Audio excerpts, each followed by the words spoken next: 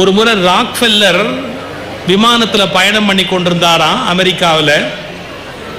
ஏதோ ஒரு பணி நிமித்தமாக அவர் பணி செய்து கொண்டே இருந்தபோது பக்கத்தில் இருந்த ஒரு இளைஞன் கேட்டானா, நீங்கள் தான் கோடி கோடியாக சம்பாரிச்சிட்டிங்களே, எவ்வளவோ பெரிய இடத்துக்கு வந்துட்டீங்களே, இன்னும் ஏன் வேலை பார்த்துக்கிட்டு இருக்கிறீங்க? கொஞ்சம் சவுண்டு குறைக்கணும், சவுண்டை குறைச்சி வைங்க. இன்னும் எதுக்காக நீங்கள் வேலை பார்க்குறீங்க? இனிமேல் சம்பாரிச்சு என்ன போகுது, எவ்வளோ சம்பாரிச்சிட்டிங்க அப்படின்னு. ராக்ஃபெல்லர் சொன்னாராம், தம்பி இந்த விமானம் கீழே இருந்து மேலே வரும்போது எப்படி கொண்டு வந்தாங்கன்னு தெரியுமான்னு. 4 என்ஜினையும் ஆன் பண்ணுவாங்க, அப்படியே அதை மேலே தூக்குவாங்க. சார் இப்போ விமானம் நல்ல உயரத்துக்கு வந்துருச்சு இல்லை? ஆமாம். என்ஜின் ஆஃப் பண்ணலாமான்னு. ஐயோ என்ஜின் ஆஃப் பண்ணக்கூடாதுங்க, அது பறக்கணும். அதே தான், மேலே வர்றது பெரிய விஷயம் இல்லைப்பா, மேலே வந்தவன் அதை தக்க வச்சுக்கிறது தான் பெரிய விஷயம். அதனால மேலே வந்ததுக்கு அப்புறம் தக்க வச்சுக்கிறதுக்கும் அதே மாதிரி வேலை பார்த்தா தான் தக்க வச்சுக்க முடியும். அப்படி இது பெரிய உண்மை. அது நிறைய நிறுவனங்கள் பாருங்க, ரொம்ப வேகமாக மேலே வருவாங்க, தரம் கீழே போகும், அப்படியே கீழே போயிடுவாங்க. அதனால உயர்வதற்கு எவ்வளவு அக்கறை எடுக்கிறோமோ அவ்வளவு அக்கறை அதை காப்பாற்றுவதற்காக எடுத்துக்கொள்ள வேண்டிய கட்டாயம் இருக்கு. இப்போ எங்களையே எடுத்துக்கங்களேன், ஏதோ சுகிசிவா நல்லா பேசுவார்னு நம்பிக்கையோட நீங்க வந்தா அதை காப்பாத்துறதுக்கு நாய்ப்படாத பாடு நாங்க படணும் இல்ல. அது வேற எங்களுக்கு எமனா இந்த யூடியூப்ங்கிறத எவன் கண்டுபிடிச்சான்னு தெரியல. யூடியூப் சீசர் ப்ரூட்டஸ்ன்ற மாதிரி இந்த யூடியூப்னு ஒன்று கண்டுபிடிச்சு ஒரு ஊரில் பேசுனது அடுத்த ஊர் நாங்கள் போகிறதுக்குள்ள அனுப்பிச்சி விட்டுறோம். ஏதோ நாங்கள் ஏதோ ஒரு 10 விஷயத்தை வச்சு வண்டி ஓட்டலாம்னு பார்த்தா என்ன பண்ணுறது. ஆனால் அதுலேயும் ஒரு நன்மை இருக்குது, அவன் இல்லைன்னா நாங்கள் இவ்வளோ படிப்போமானே தெரியாது. எல்லா கஷ்டத்துலேயும் ஒரு நன்மை இருக்கு. எனக்கு முன்பு என்னுடைய நல்ல அருமை சகோதரி கவிதா ஜவஹர் அவர்கள் அன்பிற்சிறந்த தவம் இல்லைன்னு அருமையாக பேசினார்கள். நான் கூட காலையில் என்கிட்ட அவங்க தொலைபேசியில் பேசுகிற போது சொன்னேன், நீ என்ன தலைப்பில் பேசுகிறம்மான்னு கேட்டேன். அன்பிற்சிறந்த தவம் இல்லை. ஐயோ எனக்கு வாழ்க்கை ஒரு தவம்னு தலை போட்டிருக்குமா, இவ்வளவு தவம் பண்ணால் தமிழ்நாடே தாங்காதுமா. ஏன்னா இப்போ சில பேர் தியானம் பண்ணுறாருனாலே பயப்படுறாங்க, நாம் தவம் பண்ணுறோம்னா அது எவ்வளோ பெரிய விபரீதமாக போயிடும். அதனால் கொஞ்சம் யோசிச்சுக்கலாமே அப்படின்ட்டு, சரி நீ தலைப்பை மாற்றாதமா, அப்படியே பேசு, நான் அங்கே போய் கொஞ்சம் முன்ன பின்ன ஏதாவது மாற்றிக்கிறேன். ஏன்னா நீ இந்த தவத்தை முதல்ல தவத்தை முடிச்சுடு, அப்புறமா நான் என்ன முடிக்க முடியுமோ அதை முடிச்சுக்கிறேன், ஒன்றும் கவலைப்படாதே அப்படின்னு. அதனால கொஞ்சம் நான் மாறுதலாக பேசுகிறேன். தலைப்பு அது அல்ல, அதாவது கொஞ்சம் சிந்திப்பதற்கு வசதியா. இப்போ மனிதர்கள் தினந்தோறும் ஏதோ ஒரு சிரமத்தில் இருக்கிறார். நேற்றுக்கு நான் வெளியில் வர்றேன், ஒருத்தர் நல்ல சந்தோஷமாக சிரிச்சுக்கிட்டு இருந்தார். என்ன சார் இவ்வளோ சந்தோஷமாக சிரிக்கிறீங்க அப்படின்னு. என் ஒய்ஃபுக்கு ஏர்செல் நம்பர் சார்னார்.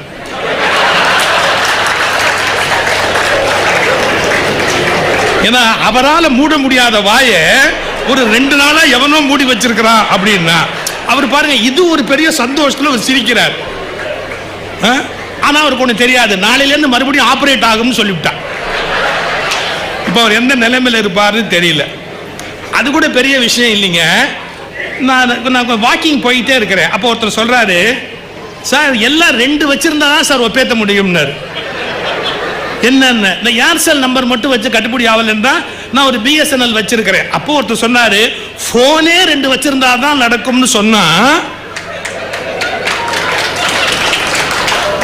சில பேர் மகா புட்சாலி, அதெல்லாம் 2 வச்சிருக்கேன்.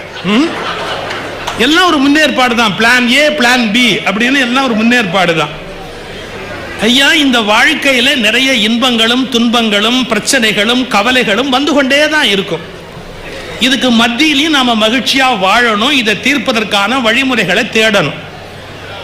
நான் இன்னைக்கு என்ன ஒரு கோணத்தில் இதை கொண்டு போகலாம் அப்படின்னு பார்க்கிறேன்னா, இதை காப்பாற்றுவதற்கு இதை வழிநடத்துவதற்கு நிறைய பெரியவர்கள் வந்து கொண்டே இருக்கிறார்கள். அவங்க இந்த உலகத்துக்கு ஏதோ ஒன்று கொடுத்துட்டு போயிருக்காங்க. இந்த உலகம் அவர்கள்கிட்டேருந்து ஏதோ ஒன்றை பெற்றுக்கொண்டே இருந்திருக்கிறது. எது ஒரு மனிதனை பெரிய மனிதனாக்குகிறது, எது ஒரு மனிதனை உயர்த்தி கொண்டே வருகிறது. அதாவது சராசரியா இருக்கிற மனிதன் உயர்ந்து ஒரு தலைமை பொறுப்புக்கு போகிறான், தலைவனாக வருகிறான், தலைவியாக வருகிறார்கள், மேலே வருகிறார்கள் என்றால் எது ஒரு மனிதனை உயர்த்தி கொண்டே போகிறது அப்படிங்கிற ஒரு கேள்வி, அதற்கான விடை, அதை காண்பதாக இன்றைய பேச்சை அமைத்துக் கொள்ளலாம் என்று நான் நினைக்கிறேன். இந்த உலகத்தில் தலைமைக்கு வருகிறவர்கள் என்கிறவர்கள் எல்லாருமே ஒரே மாதிரியாக வருவதில்லை. உலக வரலாற்றை எடுத்து படிச்சு பாருங்க. பரம்பரை காரணமாக தலைமை வருவது என்பது ஒரு நூற்றாண்டு கால சிந்தனை. அரசருடைய மகன் அரசராகிறார் என்பது ஒரு நூற்றாண்டு கால சிந்தனை. மக்களால் கொண்டாடப்படுகிறவர் தலைமை பொறுப்புக்கு வருகிறார் என்பது பிறகு ஏற்பட்ட சுதந்திர சிந்தனை. சில பேர் தலைமைக்கு திணிக்கப்படுகிறார்கள் என்பது இன்னொரு கோணம். சில பேர் சந்தர்ப்பம் சூழ்நிலையினாலே தானே அந்த தலைமை பொறுப்பை ஒரு உரிய காலத்தில் தானாக எடுத்துக் கொள்கிறார்கள். அப்போ ஒரே மாதிரியாகத்தான் ஒரு தலைமை என்பதை நோக்கி ஒரு மனிதன் பயணப்பட முடியும்னு சொல்ல முடியாது. ஆனா மிகச்சிறந்த தலைமை என்பது என்ன அப்படிங்கிற இலக்கணத்தை நாம் புரிந்து கொள்ள வேண்டிய காலகட்டம். ஒரு தலைமை என்பது புகழ் அல்ல, தலைமை என்பது பெருமை அல்ல, தலைமை என்பது பதவியும் அல்ல, தலைமை என்பது ஒரு நிலைமை. தலைமை என்பது ஒரு நிலை, அது ஒரு மனிதனுடைய ஒரு நிலை. இப்ப நான் ஒரு கருத்து சொல்றேன். நீண்ட காலமா நம்முடைய நாட்டில் தலைமைக்கு எதை இலக்கணமா காட்டுறோம் கொஞ்சம் யோசிச்சு பாருங்க. ஒரு அரசருடைய படத்தை போட்டா, ஒரு மகாராஜாவுடைய படத்தை போட்டா ஒரு சிம்மாசனம் போடுவோம். இந்த ரெண்டு சிங்கத்தினுடைய அந்த அந்த கைப்பிடியில ரெண்டு சிங்கத்தினுடைய உருவத்தை வைத்து அதுல கம்பீரமா உட்கார்ந்து இருக்கிற மாதிரி போட்டு காலமா நம்முடைய மனதில் என்ன பதிந்திருக்கிறது அப்படின்னு கேட்டா, ஒரு சிங்கத்தினுடைய கம்பீரம், கர்ஜனை இதெல்லாம் உள்ளவர்கள் தலைமைக்கு நிகரானவர்கள். அதாவது இந்த சிம்பல் ஆஃப் லீடர்ஷிப், தலைமையின் அடையாளமாக கருதப்பட்டது சிங்கம். ஆனா மனித சமூகத்தினுடைய வளர்ச்சியில சிங்கத்தினுடைய அடையாளம் தலைமையினுடைய அடையாளமா என்பது ஒரு வலிமையான கேள்வி. அப்படி கேட்கிறேன். ஒரு காட்டுக்கு ஒரு சிங்கம் எப்படி தலைவன் ஆயிற்று? ஏதாவது தேர்தல் நின்றுச்சா? இல்ல. அது மக்களுக்கு ஏதாவது கொடுத்துச்சா? இல்ல. அது எப்படி காட்டினுடைய தலைமை அப்படின்னு அதுக்கு யாராவது பதவி பிரமாணம் பண்ணி வச்சாங்களா? இல்ல. ஆனா அன்கொஸ்டினபிள் லீடர்ஷிப், காட்டுக்குள்ள சிங்கத்தை தாண்டி இன்னொன்று தலைமை ஏற்கவே முடியாது.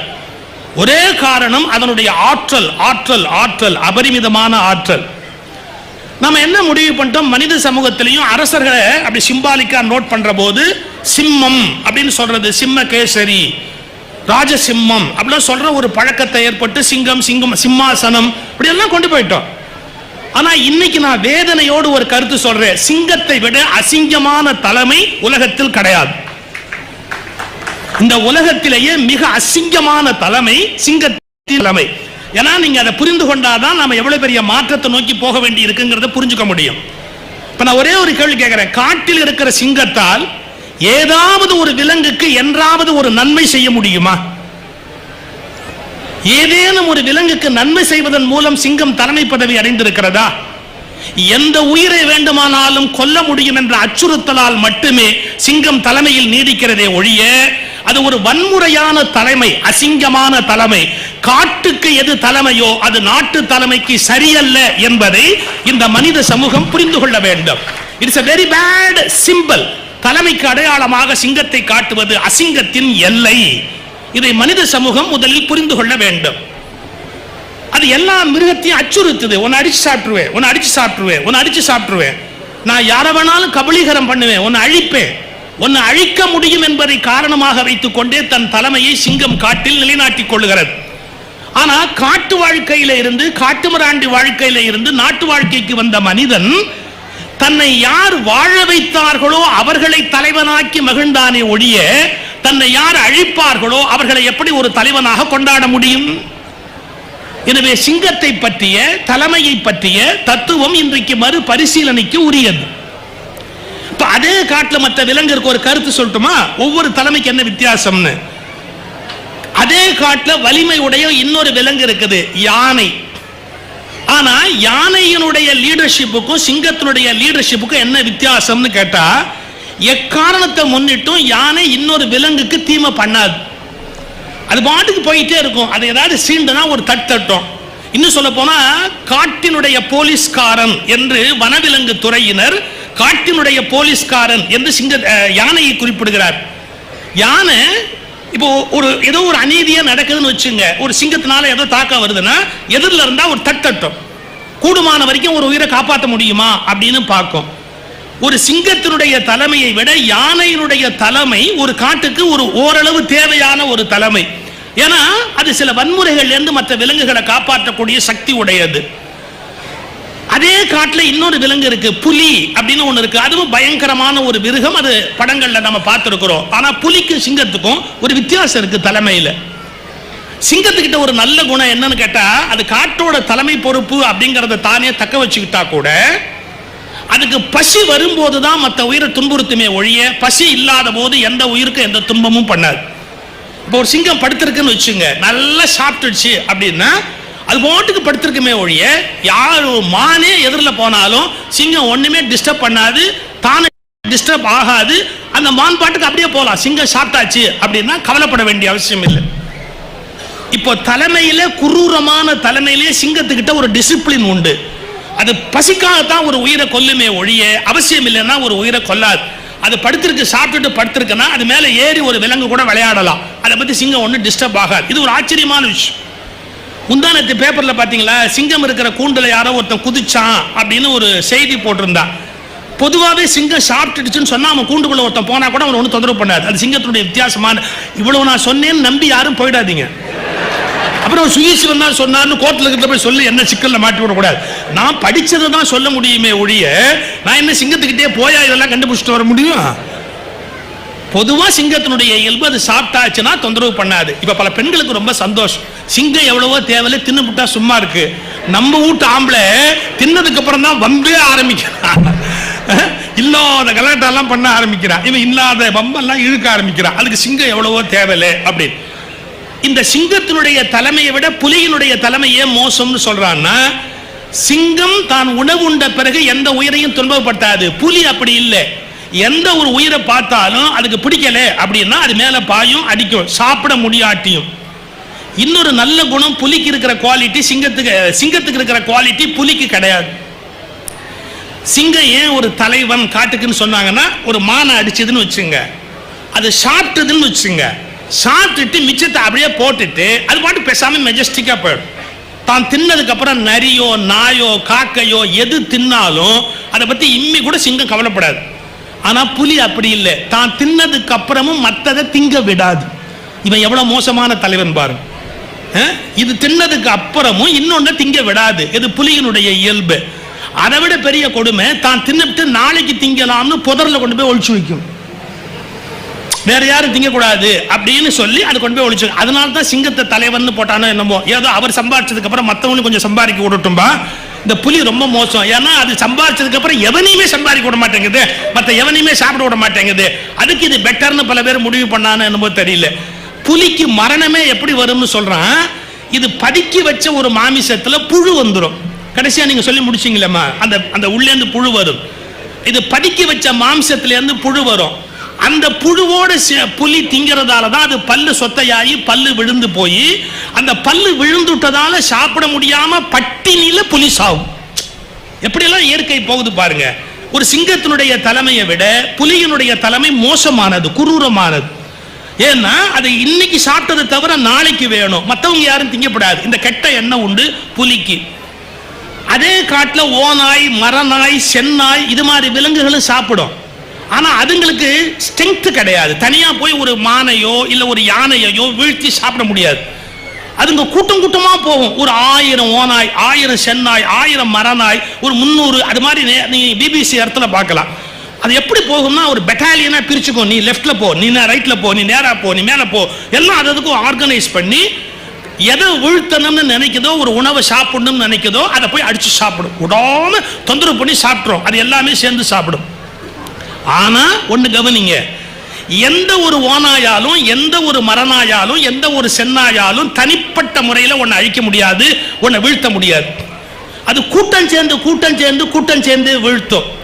இப்ப நான் எங்க வர்றேன்னு நீங்க கவனிக்கணும். உலகத்தில் சில தலைவர்கள் சிங்கம் போல, சில தலைவர்கள் புலி போல, சில தலைவர்கள் யானை போல, சில தலைவர்கள் ஓநாய், மரநாய், சென்னாய் போல தங்கள் கூட்டங்களை வைத்தே பிறரை வீழ்த்துவார்களே ஒழிய அவர்களுக்கு என்று எந்த விதமான தனித்தகுதியும் கிடையாது. அவர்களுக்கு என்று சொந்த தகுதி எதுவுமே கிடையாது. எதன் பேர்ல அது ஒரு கூட்டம் சேர்ப்பாங்க. நம்ம சாதி எல்லாம் ஒன்னா வாங்கப்பா, நம்ம மதம் எல்லாம் ஒன்னா வாங்கப்பா, நம்ம ஆளுங்கெல்லாம் ஒன்னா வாங்கப்பா அப்படின்னு சொந்த பலம் கிடையாது. ஒரு விதமான கூட்டத்தை கூட்டுவதன் மூலம் தலைமை பொறுப்புக்கு வருவது, தன் சொந்த தகுதியால் தலைமை பொறுப்புக்கு வருவது, தன் சொந்த தகுதியோடு கூட பிறருக்கு சேவை செய்வதன் மூலம் தலைமைக்கு வருவது. இப்படி விலங்குகளில் எத்தனை வகை இருக்கிறதோ எல்லா வகையும் மனிதனுக்குள்ளும் இருக்கிறது என்பதுதான் தலைமை பற்றிய ஒரு புதிய பார்வை. ஏன்னா இங்கேயும் ஓனாய் இருக்கு, இங்கேயும் புலி இருக்கு, இங்கேயும் சிங்கம் இருக்கு, இங்கேயும் யானை இருக்கு. இதெல்லாம் தாண்டி நிஜமாகவே மனித தலைமையும் இங்க இருக்குது. அது என்ன மனித தலைமை? நான் சொன்ன பாருங்க, சிங்கத்துக்கு இல்லாத ஒரு தகுதி நாட்டுக்குள்ள வர தலைவனுக்கு இருக்கணும். என்ன? மற்றவனை பத்திய கவலை. அவன்லாம் சாப்பிட்டானா? அவனுக்கெல்லாம் சாப்பாடு கிடைச்சதா? அவனுக்கு சொசைட்டில மரியாதை கிடைச்சதா? ஏன் அவங்கள மட்டும் ஒதுக்கி வச்சிருக்கிறாங்க? அவங்களுக்கு கொடுக்க வேண்டிய இடம் கொடுத்தாங்களா? அவங்களுக்கு மட்டும் ஏன் படிப்பு வரல? அந்த ஊருக்கு மட்டும் ஏன் இதெல்லாம் கிடைக்கல? இப்படி மற்றவங்களை பத்தி யோசிச்சு the concern for others. காட்டினுடைய தலைமை வலிமையால் நிரூபிக்கப்படுகிறது. நாட்டினுடைய தலைமை பிறர் மீதான அக்கறையால் அடையாளம் காணப்படுகிறது. மற்றவங்க மேல இருக்கிற மரியாதை, the concern for others. நான் வெறும் தியரியா பேசிக்கிட்டே போனா நல்லா இருக்காது. ஒரு சின்ன உதாரணம் சொல்றேன். இது நடந்த சம்பவம். நாகர்கோயில்ல ஒரு அரசியல் கூட்டம் நடக்குது. ஒரு கட்சியினுடைய அரசியல் கூட்டம் நடக்குது. ஒரு 8ஆம் வகுப்பு படிக்கிற ஒரு பையனை யூனிஃபார்மோட ஏத்தி பேச வைக்கிறாங்க. அவன் ஸ்கூல் யூனிஃபார்மோ போய் நின்றுகிட்டு பேசுறான், அரசியல் பேசுறான். அப்ப எதிரில் இருக்கிறவங்க எல்லாம் கண்ணா பின்னான்னு திட்டி ஒரு வேட்பாளருக்காக பிரச்சாரம் பண்றான். இந்த பையன் ஒரு 15 நிமிஷம் எழுதி வச்சு மனப்பாடம் பண்ண பேச்ச பேசுறான். மற்றவங்க எல்லாம் திட்டுறான், இவங்க தலைவரை புகழ்றான், பேசிட்டு இருக்கிறான். இந்த பேச்ச ஒருத்தர் கேட்கிறார். யாரு? அந்த தொகுதியில வேட்பாளரா நிக்கிற ஒரு மனிதர். அவர் கேட்கிறார். அந்த பேச்ச கேட்டதுக்கு அப்புறம் மேடைக்கு பின்னாடி உட்கார்ந்து இருக்கிறாரு. அந்த பையனை வர சொல்லுறார். வந்த உடனே பலார்னு ஒரு அறை விட்டார். யாரு? தாங்கட்சியில தனக்காக பேசுற ஒரு பையனை கூப்பிட்டு பலார்னு ஒரு அறை விட்டார். விட்டுட்டு ஒரு கேள்வி கேட்டார். ஏலே, உனக்கு அரசியல் என்ன தெரியும்? உனக்கு என்ன தெரியும் அரசியல்? என்ன படிக்கிற நீ? 8ஆம் வகுப்புல உனக்கு என்னடா அரசியல் வேண்டி இருக்கு? உனக்கு ரொம்ப தெரியுமா? உங்க அப்பா என்ன காசு சேர்த்து வச்சிருக்காங்க? யாரை கட்டி மேடையில ஏறுன? உனக்கு எவன் மேடையில ஏத்தனா? கூப்பிடாவன கூப்பிடாவன. எவன் உன்னை மேடையில ஏத்தனா? கூப்பிடாவன. இன்னொரு தடவை மேடை பக்கம் பார்த்து உன்னை பகிர்ந்துருவேன், உன்னை கொன்னே போட்டுருவேன். உங்க அப்பா எங்க? ஓட சொல்லு. சார், நான் சொன்னது கற்பனை இல்லை. நாகர்கோயிலில் பெருந்தலைவர் காமராஜர் வேட்பாளராக நின்ற போது அங்கு பேசிய ஒரு பள்ளி மாணவனை கூப்பிட்டு, உனக்கு என்னடா அரசியல் தெரியும்? 8ஆம் வகுப்பு படிக்கிற நீ என்ன இங்க வந்து அரசியல் பேசுற? உங்க அப்பா ஏன் உன்னை மேடையில ஏத்தனா? எவன் உன்னை மேடையில ஏத்தனா? இன்னொரு தடவை மேடைக்கு வந்தா கொன்னே போட்டுருவேன். ஓங்கி ஒரு அறை விட்டு அனுப்பினார். அவரால் அனுப்பப்பட்ட நண்பரையும் எனக்கு தெரியும். நாகர்கோயில் சித்திரை முத்தமிழ் மன்றம் என்ற ஒரு அமைப்பை நடத்தி கொண்டிருக்கிற என் இனிய நண்பர் குமாரவேலு என்பவர் 8ஆம் வகுப்பு படித்த போது நடந்த சம்பவம் இது. எங்கேயாவது ஒரு தலைவனை நீங்க அப்படி பார்க்க முடியுமா? எல்லா தலைவர்களும் தனக்கு வாலாட்ட ஒரு நாய்க்குட்டியை தேடுகிறார்கள். எல்லா தலைவர்களும் தங்களுக்கு வாலாட்ட ஒரு நாய்க்குட்டியை தேடுகிறார்கள். 8ஆம் வகுப்பு படிக்கிற ஒரு மாணவனை எனக்கு வாலாட்ட ஒரு நாய்க்குட்டி நினைத்தது கிடைத்தது என்று நினைக்காமல் அவன் உருப்பட வேண்டும் என்றால் அரசியல் பேசக்கூடாது என்று நினைத்த தலைவனும் இந்த நாட்டில் பிறந்திருக்கிறான், இந்த நாட்டில் வாழ்ந்திருக்கிறான். அப்ப எது சிறந்த தலைமைன்னு கேட்டான். எனக்கு எடுபிடிகள் வேண்டும் என்று நினைப்பவன் தலைவன் அல்ல. என் கூட்டத்தில் ஒருவனா எனக்கு வாலாட்ட நாய்க்குட்டிகள் தேவை என்று நினைப்பவன் தலைவன் அல்ல. இந்த உலகத்தில் அவன் வாழ வேண்டும் என்று எவன் நினைக்கிறானோ அவன் தான் மிகச்சரியான தலைவனாக இருக்க முடியும். The concern for others, பிறர் மீதான அக்கறை தான் ஒரு நல்ல தலைமையை உலகத்தில் உருவாக்க முடியும். வலிமையின் மூலமாக வருகிற தலைமை, செல்வாக்கின் மூலமாக வருகிற தலைமை, பரம்பரையின் மூலமாக வருகிற தலைமை, அல்லது வேறு விதமான வித்தைகளாலும் சாமர்த்தியங்களாலும் வருகிற தலைமை, இவை அனைத்தையும் தாண்டி பிறர் மீதான அக்கறை இதோடு கூடிய தலைமைதான் உண்மையான சிறந்த தலையாக உலகத்தில் இருக்க முடியும்.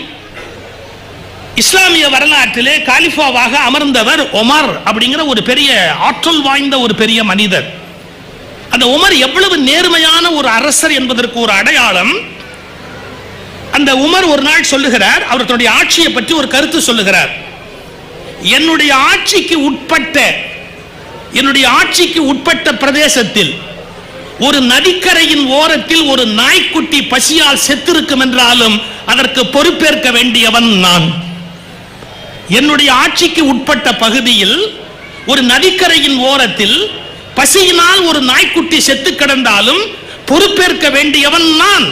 ஒரு பதவியில் இருக்கிறவன் எப்படி நினைக்கிறான் பாருங்கள். நான் பதவியில் இருக்கிறேன், என் ஆட்சிக்கு உட்பட்ட பகுதியில் ஒருவன் பட்டினியால், ஒருவன் அல்ல, ஒரு நாய்க்குட்டி பட்டினியால் சாகிறது என்றாலும் நான் பொறுப்பேற்றுக் கொள்ள கடமைப்பட்டவன் என்கிறார். அந்த உமர் உலகத்தின் உன்னதமான ஆட்சியாளர்களுக்கு ஒரு அடையாளம்.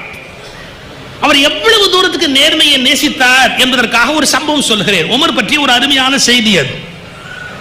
உமர் இரவு நேரத்தில் நகர் வீதி வலம் வருவார். மக்கள் எப்படி இருக்கிறார்கள் என்பதை பார்ப்பதற்காக இரவு நேரத்தில் அவர் நகர்வலம் வருவது வழக்கம். மாறுவேடத்தில் வருவார். ஒரு வீட்டில் ஒரு வயதான பெண்மணியும் ஒரு இளம் பெண்மணியும் பேசிக் கொண்டிருக்கிறார். இது உமர் என்ன உத்தரவு போட்டிருக்கிறார்? மக்கள் குடிக்கிற பாலில் தண்ணீர் கலக்கக்கூடாது என்று உத்தரவு போட்டிருக்கிறார். மக்கள் குடிக்கிற பாலில் தண்ணீர் கலக்கக்கூடாது என்று உத்தரவு போட்டிருக்கிறார். இந்த இரவு நேரத்தில் அந்த வயதான பெண்மணியும் இந்த இளம் பெண்மணியும் பேசிக் கொள்கிறார். அப்ப அந்த இளம் பெண்மணி இடத்துல வயதான பெண்மணி சொல்லுகிறாள், நீ பால் கறந்து இப்படி விற்றால் என்ன கட்டுப்படி ஆகும்? கொஞ்சம் தண்ணீர் ஊற்றி விற்றால் நமக்கு கொஞ்சம் காசு கிடைக்குமே, நீ தண்ணீர் கலந்து விற்கலாம் அல்லவா என்று அந்த பாட்டி யோசனை சொல்லுகிறாள். உடனே அந்த பெண் சொல்லுகிறாள், உனக்கு நம்முடைய தலைவர் ஆட்சியாளர் உமர் என்ன உத்தரவு போட்டிருக்கார் என்று தெரியாதா? பாலில் எதையும் கலந்து விற்கக்கூடாது என்று உத்தரவு போட்டிருக்கிறாரே, உனக்கு தெரியாதா என்று ஒரு கேள்வி கேட்கிறாள். இதற்கு அந்த கிழவி சொல்லுகிறாள், நாம் பாலில் கொஞ்சம் தண்ணீர் கலந்து விற்றால் அது என்ன உமருக்கு தெரியவா போகிறது? அது எப்படி தெரிய போகிறது? நாம் கொஞ்சம் தண்ணீர் கலந்து விற்றால் உமருக்கு என்ன தெரியவா போகிறது? அந்த பெண் சொன்னாள், பாட்டி, உமருக்கு தெரியாது, ஆனால் அல்லாஹ்வுக்கு தெரியாமல் எதுவும் நடக்காது என்பது ஏன் உனக்கு தெரியவில்லை? உமருக்கு தெரியாமல் போகலாம், ஆனால் இறைவனுக்கு தெரியாமல் போகுமா? அப்படியானால் நாம் செய்கிற காரியத்தை இறைவன் பார்த்து கொண்டுதானே இருக்கிறார், அது உனக்கு புரிய வேண்டாமா என்று அந்த பெண் பேசுகிறாள். இதையெல்லாம் உமர் கேட்கிறார். அவர்கள் மீது எந்த நடவடிக்கையும் எடுக்கவில்லை. மறுநாள் போய் தன்னுடைய ஆட்சிப்படத்தில் உட்கார்ந்து கொண்டு அந்த கிழவியையும் அந்த பெண்ணையும் வர சொல்லுகிறார். நேற்று என்ன பேசிக் கொண்டீர்கள் என்று கேட்கிறார். பயந்து போய் வேறு வழி இல்லாமல் அவர்கள் இந்த உண்மையை சொல்லுகிறார்கள். இந்த உலகத்தில் யாரும் நினைத்து பார்க்க முடியாத ஒரு கோணத்தில் உமர் ஒரு முடிவெடுக்கிறார். அந்த பெண்ணை பார்த்து சொல்லுகிறார், நீ எனக்கு ஒரு உதவி செய்ய முடியுமா? என்ன? இவ்வளவு நேர்மையோடு இருக்க வேண்டும் என்ற உன்னை போன்ற பெண் என் மருமகளாக வந்தால் என் குடும்பம் நன்றாக இருக்கும். என் மகனுக்கு உன்னை நான் பெண்ணாக எடுத்துக்கொள்ள விரும்புகிறேன். நீ எனக்கு மருமகளாக வர முடியுமா என்று நேர்மையாக இருக்கிற ஒரே காரணத்திற்காக தன்னுடைய அரச குடும்பத்தில் ஒரு ஏழையினுடைய பெண்ணை எடுத்துக்கொள்வதற்கு உமர் தயாராக இருக்கிறார். இந்த உலகத்தில் எப்படிப்பட்ட தலைமைகள் உருவாகி இருக்கின்றன என்பதை பாருங்கள். இந்த இறைவன் பார்த்து கொண்டிருக்கிறார் என்கிற அந்த எண்ணம், இறையச்சம் அல்லது எந்த வார்த்தை வேண்டுமானாலும் பயன்படுத்திக் கொள்ளுங்கள், நேர்மையிலிருந்து விலகக்கூடாது என்ற எண்ணமுடைய அவள் தன் குடும்பத்தில் மருமகளாக வர வேண்டும் என்று அவர் விரும்புகிறார். இது ஏதோ வெளிநாட்டு இலக்கியங்களில் மட்டும்தான் இருக்கிறது என்று பொருள் அல்ல. மனுநீதி சோழன் வரலாறு பார்க்கிறோம், பாண்டியன் நெடுஞ்செழியன் வரலாறு பார்க்கிறோம். அரசப்பிடத்தில் இருக்கிறவர்கள் எப்படிப்பட்ட ஒரு நேர்மையை, எப்படிப்பட்ட ஒரு தலைமையை உலகத்துக்கு வழங்குகிறார்கள். மனுநீதி சோழனுடைய மகன் தேர்காலிலே ஒரு கன்றுக்குட்டியை ஏற்றிவிட்டு போய்விட்டான். அந்த கன்றுக்குட்டி போன பிறகு தாய்ப்பசு வந்து மணி அடிக்கிறது, தன் துக்கத்தை சொல்லுகிறது. அந்த அரசு எப்படி தீர்ப்பு எழுதுகிறார்? இந்த தாய்ப்பசுவனுடைய துக்கத்தை நீக்குவதற்கு உலகத்தில் வேறு வழியே இல்லை, இதற்கு ஒரே ஒரு வழிதான் இருக்கிறது. யார் இந்த காரியத்தை செய்தானோ அவனை தேரிலே போட்டு மேலே ஓட்டுவதை தவிர வேறு வழி இல்லை என்று தீர்ப்பு எழுதுகிறார். ஆனால் அந்த செயலை செய்தவன் இவன் மகன் என்று தெரிய வருகிறது, தன்னுடைய மகன் என்று தெரிய வருகிறது. சொந்த பந்தங்களுக்காக தீர்ப்புகளை மாற்றுகிற கேவலமான பழக்கம் அப்போது கிடையாது. உடனடியாக மன்னன் தீர்ப்பு எழுதுகிறான். எழுதிய தீர்ப்பை மாற்ற முடியாது, அவன் தேர்காலில் இடப்பட வேண்டும் என்று தீர்மானிக்கிறார். அவன் மீது தேர் ஏறி இறங்க வேண்டும் என்று மனுநீதி சோழன் தீர்மானிக்கிறார். நாம் நீதிமன்றங்களில் இந்த சிலையை வைத்திருக்கிறோம், ஆனால் இதே நீதியை நாட்டில் வைத்திருக்கிறோமா என்பதுதான் மிகப்பெரிய கேள்வி. தவறு செய்கிறவர்கள் தன்னவராக இருந்தால் விட்டுவிட வேண்டும் என்ற எண்ணம் எத்தனை இடங்களில் இருக்கிறது. தவறு செய்கிறவர்கள் எதிரில் இருந்தால் நசுக்கிவிட வேண்டும், தன் பக்கம் வந்து விட்டால் அவர்களுடைய குற்றங்கள் மறக்கப்பட வேண்டும் என்ற எண்ணம் எல்லா இடங்களிலும் இன்றைக்கு இல்லையா? வெளியில் இருக்கிறவரை அவன் பெரிய குற்றவாளி, தன் காலில் வந்து விழுந்து விட்டால் உடனடியாக அவன் குற்றங்கள் மறக்கப்படும் என்றால் அது என்ன வகையான ஒரு தலைமையோடு சேர்ந்தது? யார் பிழை செய்தாலும் அது பிழைதான் என்கிற எண்ணம் எத்தனை பேருக்கு இருக்கிறது? பாண்டியன் நெடுஞ்செழியன் வரலாற்றை பார்க்கிறோம். கண்ணகி வருகிறாள். கால் சிலம்பு கண்ணகியினுடைய சிலம்பை தன்னுடைய சிலம்பு என்று எண்ணிக்கொண்டு மன்னவன் கோவலனுக்கு மரண தண்டனை விதித்து விடுகிறார். இந்த இடத்துல நான் சட்டப்பூர்வமா பிரிச்சு சொல்றதா இருந்தா மணிக்கணக்கா சொல்லணும், சுருக்கமா சொல்லிடுறேன். இப்ப நம்முடைய இந்திய அரசியல் அமைப்புல 3 இம்பார்ட்டன்ட் பில்லர்ஸ்னு வச்சிருக்கிறா. டெமோக்ரஸிக்கு 3 இம்பார்ட்டன்ட் பில்லர்ஸ் என்ன? பாராளுமன்றம் அல்லது சட்டமன்றம், அப்புறம் நீதிமன்றம், அப்புறம் அரசாங்கம். அரசாங்கம் ஒரு தூணு, நீதி சட்டமன்றம் பாராளுமன்றம் ஒரு தூணு, இன்னொரு பக்கம் வந்து நீதிமன்றம். நீதிமன்றம், பாராளுமன்றம், பிறகு வந்து அரசாங்கம். இது 3 தான் இம்பார்ட்டன்ட் பில்லர்ஸ்னு வச்சிருக்கிறா. நல்ல கவனிங்க. இது 3 இப்ப தனித்தனியா இருக்கு. பார்லிமெண்ட்டுக்கு தனி பவர் இருக்கு, ஜுடிஷியரிக்கு தனி பவர் இருக்கு, கவர்மெண்ட் அப்படிங்கிறதுக்கு தனியா ஒரு பவர் இருக்கு, கவர்மெண்ட் தனியா இருக்கட்டும். இது எதுவுமே அப்ப கிடையாது. பாண்டியன் நெடுஞ்செழியன் தான் பார்லிமெண்ட், அவனே தான் சட்டமன்றம், அவனே தான் பாராளுமன்றம், ரைட், அவனே தான் நீதிமன்றம் வழக்கு வந்தா விசாரிக்கிறதுக்கு, அவனே தான் கவர்மெண்ட். எப்படி? சிலம்பு அவனது கையதாகில் கொன்று அச்சிலம்பு கொணர்க. இந்த சட்டத்தை யார் போட்டா? இனாக்டட். எது இனாக்ட் பண்ணுச்சு சட்டத்தை? பார்லிமெண்ட். அந்த நேரத்தில் பாண்டியன் நெடுஞ்செழியன் பார்லிமெண்ட். இந்த சட்டத்தை எக்ஸிக்யூட் பண்றது யாரு? அவனுடைய ஆட்கள். அப்ப அது எது? கவர்மெண்ட். போய் புடிச்சிட்டு வராங்க, கொண்டு வந்து நிறுத்தும் போது அது தப்பா போச்சுன்னு வழக்கு வருது. அப்ப யார் வழக்க விசாரிக்கிறா? அவனே தான் நீதிமன்றம், அவனே பார்லிமெண்டா சட்டம் போட்டான், அவனே கவர்மெண்டா புடிச்சிட்டு வந்தான், அவனே ஜுடிஷியரியா உட்கார்ந்து வழக்க விசாரிக்கிறான். கண்ணகி அழகா யாருமே ஆர்கியூ பண்ண முடியாதபடி கண்ணகி ஆர்கியூ பண்ணா. சிலம்பு என்னதுடா? உன் சிலம்பு இல்லடா, இது ஏன் சிலம்புங்கிறதுக்கு என்ன அடையாளம் தெரியுமா? என்னுடைய சிலம்புல முத்து இருக்கும், அதனால என்னுடைய மரபு கூறியது அதுதான் இருக்க முடியும். அவ சொல்லி மாணிக்கப்பரல் அதை சொல்லி அந்த சிலம்பை ஓங்கி அடிக்கிறா. அந்த மாணிக்கப்பரல் பட்ட உடனே அவனுடைய உயிர் பிரிகிறது. 2 வரி. அப்போ இளங்கோவடிகள் எழுதுறார், யானோ அரசன் யானே கள்வன் மன்பதை காக்கும் தென்புலம் காவல் என் முதல் பிழைத்தது கெடுக என் ஆயுள். நான் ராஜாவான அரசனா, நானா இந்த உலகத்துக்கு தலைமை தாங்கக்கூடிய தகுதி உடையவன். யானோ அரசன் யானே கள்வன், நான் திருடன். சார், தன் வழக்கை தான் விசாரிக்கிற போதும் நியாயமான தீர்ப்பெழுதுகிற தலைவன் இந்த உலகத்தில் இருந்திருக்கிறான், அதுவும் இந்த தமிழ்நாட்டில் இருந்திருக்கிறார். யோசிச்சு பாருங்க. அவனை யாரும் தூக்கல போடல, நீ தப்பு பண்ணிட்டேன்னு அவனுக்கு யாரும் டெத் சென்டென்ஸ் கொடுக்கல. அவன் என்ன சொல்றான்? கோவலனுக்கு நான் மரண தண்டனை கொடுத்தேன் என்றால் அதே தண்டனை எனக்கும் உரியது, என் முதல் பிழைத்தது கெடுக என் ஆயுள்னு சொல்லி கீழே விழுந்து எழுந்து போறான். ஒரே ஒரு கேள்வி கேட்கிறேன், இது 3ம் ஒன்றாக இருந்த போது மக்களுக்கு கிடைத்த நீதி இன்றைக்கு 3ம் பிரிந்திருக்கிற போது மக்களுக்கு கிடைக்கிறதா என்பதை ஒரு வினாடி யோசித்து பார்த்தால் நாம் வளர்ந்திருக்கிறோமா தேய்ந்திருக்கிறோமா என்பதை புரிந்து கொள்ள முடியும். இது 3 ஒருத்தங்கிட்டே இருந்த போது ஒரு நியாயம் கிடைச்சது, இது 3 பிரிஞ்சிருக்கு, ஆனா இன்னைக்கு கிடைக்க வேண்டிய நியாயம் கிடைக்கல. இல்ல என்ன கொடுமைன்னு கேட்டா, நீதிமன்றங்களுக்கு ஒரு பாதுகாப்பு இருக்கு, they have a protective right. நீங்க நீதிமன்றங்களை விமர்சிக்க முடியாது, விமர்சிச்சா நீதிபதிக்கு ஒரு பவர் இருக்கு, கண்டெம்ப்ட் ஆஃப் த கோர்ட்னு புடிச்சு தூக்கி உள்ள போடலாம். அப்கோர்ஸ் நான் பிஎல் படிச்சிருக்கிறேன், அதனால அதையும் தாண்டி எப்படி விமர்சிக்கணும்னு எனக்கு தெரியும், என்ன சொல்லணும்னு எனக்கு தெரியும். இப்ப கூட நான் ஒரு ஆர்குமெண்ட் வைக்கிறதை கொஞ்சம் யோசிச்சு பாருங்க.